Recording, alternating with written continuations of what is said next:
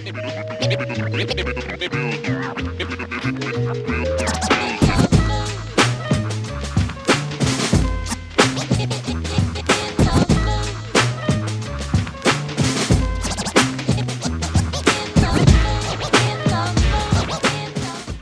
je m'appelle Christelle Pécou, je vis à Paris et je viens de faire donc une bande dessinée sur la Corée du Sud actuelle.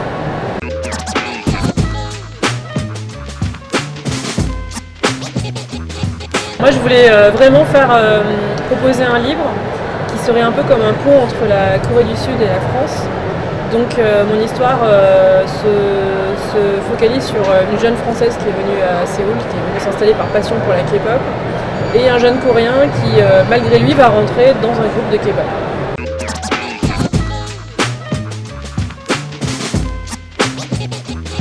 Oui, tout à fait, c'était vraiment ce que je voulais, c'est que je voulais à la fois que les fans de K-pop et de drama se retrouvent vraiment dans cette histoire à travers les personnages, mais je voulais aussi que ça soit un roman graphique qui soit un peu initiatique pour les gens qui ne connaissent absolument pas la Corée du Sud, qui connaissent juste Psy et Samsung. Et c'est vrai qu'en général c'est l'image d'Épinal que les gens ont de la Corée du Sud, et pour le reste ils connaissent vraiment rien du tout.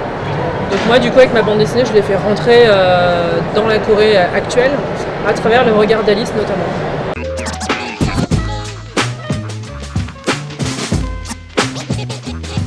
À l'heure actuelle, je pense que la K-pop a réussi au niveau artistique et industriel, parce que les deux c'est quand même assez commercial quand même, a réussi ce que la J-pop, la pop japonaise, avait raté en fait dans les années 90-2000. Et la K-pop utilise vraiment très intelligemment les influences des États-Unis avec le R&B et le hip-hop qui sont très à la mode en ce moment en Corée du Sud. Il y a un vrai mouvement hip-hop qui est très en vogue, qui est très fort en ce moment. Et en même temps, les caractéristiques de la pop coréenne, qui sont assez sentimentales, assez fleur bleue, qui sont vraiment et qui donnent vraiment envie à toutes les populations asiatiques qui se reconnaissent là-dedans. Il y a un mix vraiment très intelligent. Et donc du coup, les Chinois, les Japonais, même les Japonais, les Indonésiens, les Malaisiens, tous les pays d'Asie consomment énormément de K-pop.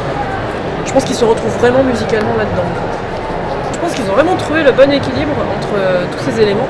Parce qu'il y a un côté à la fois kitsch, romantique aussi, mais je te dis à la fois très actuel avec le hip-hop et le R&B quand même, qui sont vraiment les musiques que les jeunes écoutent quand ça vient des États-Unis notamment.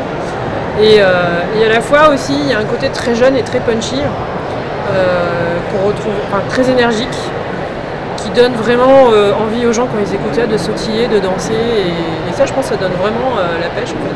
Il y a des morceaux dans ma playlist où tu peux vraiment faire de la gym en même temps, ça fonctionne très bien par exemple.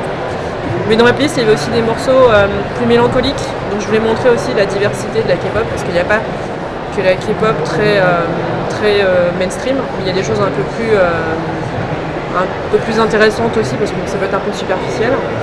Et en fait, très large paysage musical, et ça c'est chouette, parce qu'on peut vraiment le découvrir dans la playlist en fait.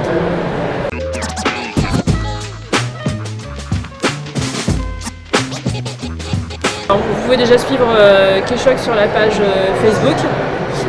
Le site de Glénat aussi va probablement faire suivre mes dates de dédicaces. J'ai quelques dates de dédicaces et je vais probablement aussi participer au Korea Day qui est organisé à Lyon par le magazine K-Pop Life, qui est le seul magazine de K-pop en France. Et peut-être aussi la Japan Expo en juillet. Et je pense qu'il y aura aussi une petite tournée de dédicaces qui sera organisée, mais on n'a pas encore les dates tout à fait. Donc, voilà. Mais je pense qu'on pourra me retrouver sur tous les événements qui concernent l'Asie ou le manga un petit peu de plus haut de moi. Et pour les réseaux sociaux, donc j'ai un Twitter, K-Shock BD, j'ai un Instagram qui s'appelle Mycroft&Me, c'est mon pseudo, voilà. Enfin, on donnera les liens aussi si tu veux. Et donc sinon la page Facebook de K-Shock. Voilà.